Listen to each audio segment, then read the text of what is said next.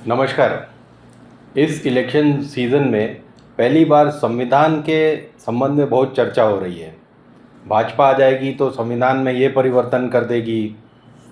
एक समय बहुत व्हाट्सएप यूनिवर्सिटी के मैसेजेस आए कि भाई भाजपा को 400 सीटें दिला दो तो वो संविधान में जो परिवर्तन होने हैं, जो भी नए अध्याय जोड़ने हैं वो जोड़ दिए जाएंगे। उधर कांग्रेस ने एक नया राग शुरू किया कि ये संविधान में ऐसे ऐसे परिवर्तन करने वाले हैं जिससे एससी एसटी जो रिजर्वेशन है वो समाप्त कर दिया जाएगा और संपत्ति का बंटवारा कर दिया जाएगा।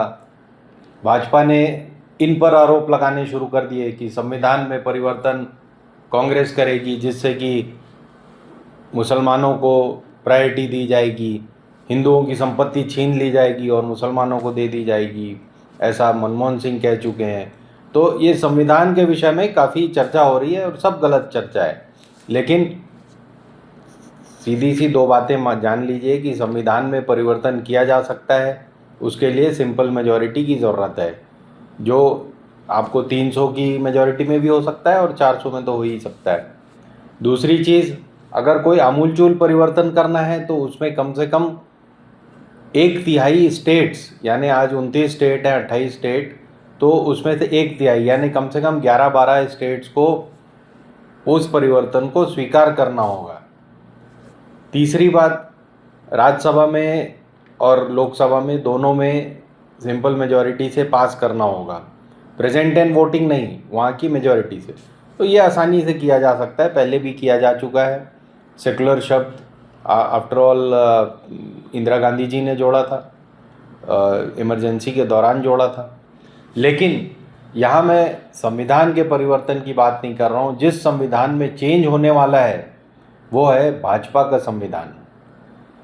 आप मेरी बात गौर करिए, 1980 में जब भाजपा बनी थी तो उसका संविधान कहता है कि वो एक सोशलिस्ट सेकुलर समाज की स्थापना करना चाहता है।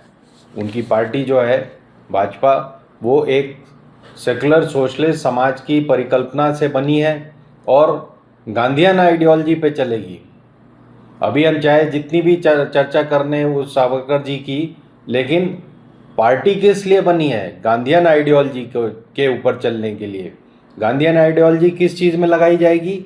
सोशो इकोनॉमिक कंडीशंस पे, यानी पूरे भारतवर्ष को एक समाज के तौर पर देखा जाएगा, विलेजेस को बढ़ाया जाएगा और सबके बीच में एक सामाजिक सामंजस्य बैठाया जाएगा, इकोनॉमिक सामंजस्य बैठाया जाएगा। लेकिन आप देख रहे हैं कि क्या हो रहा है, अमीर और अमीर हो रहा है, मिडिल क्लास गरीब हो रही है और गरीब चावल खा रहा है फ्री का। तो अब आप देखिए कि आमूलचूल परिवर्तन क्या होने वाला है।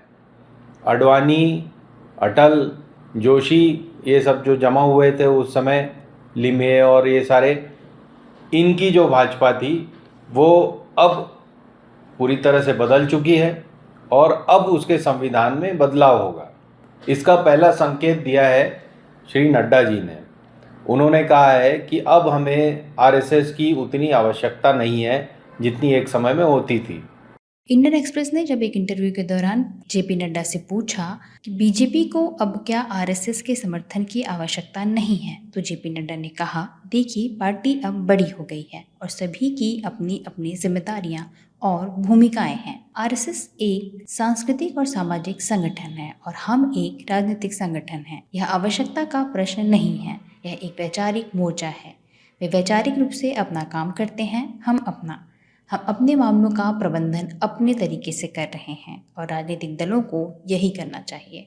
यानी अब आरएसएस फादर फिगर नहीं रह गया है, वो हमारा पार्ट है, हमें कंट्रोल करेगा बहुत तरीक़ों से, लेकिन अब उसकी आवश्यकता हमें नहीं है क्योंकि हम अब इतने खुद ही फैल चुके हैं, हमारे 5-10 करोड़ सदस्य हो चुके हैं, विश्व की सबसे बड़ी पार्टी बन चुके हैं। तो इसके लिए एक नए संविधान की ज़रूरत तो होगी।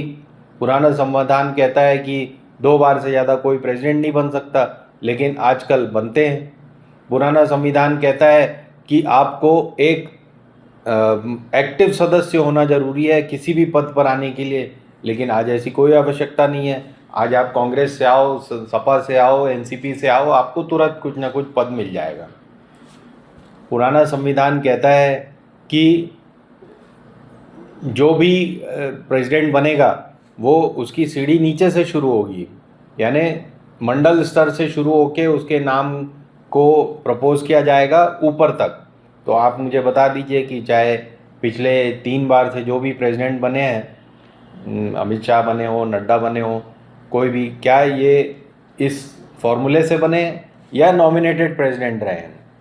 तो भाजपा और कांग्रेस में अब कोई खास अंतर नहीं रह गया है, सिर्फ कॉन्स्टिट्यूशन जो है भाजपा की उसको बदलने का समय आ गया है। पुराने कॉन्स्टिट्यूशन में एक बहुत बड़ी बात कही है, अपने निर्माण के आधार के लिए कही है, वो है कि हम पॉलिटिकल पावर यानी भाजपा पॉलिटिकल और इकोनॉमिक पावर को डिसेंट्रलाइज करेगी, यानी उसका विकेंद्रीकरण करेगी। वहाँ से जो भी ये केंद्रीकरण होते जा रहा है, सारा पावर एक आदमी या एक संस्था के हाथ में जा रहा है या कुछ लोग अमीर हो रहे हैं, उसको हमारा ये उद्देश्य है कि इसे ख़त्म करना है, ये गांधीयन उद्देश्य है।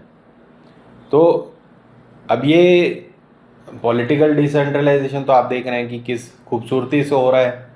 अमित शाह जी ने साफ साफ कह दिया कि कहीं भी लिखा नहीं है संविधान में कि 75 के बाद आपको प्रधानमंत्री नहीं रह सकते। मोदी जी 75 साल के हो जाए, इससे आपको आनंदित होने की जरूरत नहीं है। ये भारतीय जनता पार्टी के संविधान में कहीं नहीं लिखा है। मोदी जी ही ये टर्म पूरी करेंगे और मोदी जी ही आगे देश का नेतृत्व करते रहेंगे। इसमें भारतीय जनता पार्टी में कोई कंफ्यूजन नहीं है। हालांकि जो सलाहकार मंडल बनाया था तब ये कहा गया था कि जी इनको सलाहकार मंडल में भेजा जाएगा 75 से ऊपर वालों के, उनके बहुत लोगों के टिकट डिनाई कर दिए गए थे। तो अब ये क्लियर है कि हम जैसा चाहेंगे वैसा चलेगी पार्टी। संविधान और ये कॉन्स्टिट्यूशन और ये इकोनॉमिक थ्योरी और ये सोशल इक्वालिटी, सेकुलर होना, ये सब किनारे जाए। हम जैसा चाहेंगे वैसा चलेगा। तो हम जैसा चाहेंगे उस तरह का संविधान भी अब बनना ज़रूरी है और वो बनेगा। वो 4 जून के बाद आप देखेंगे कि एक नया संविधान भाजपा का धीरे धीरे हरकत में आ जाएगा। धन्यवाद। हिंदुस्तान जिंदाबाद।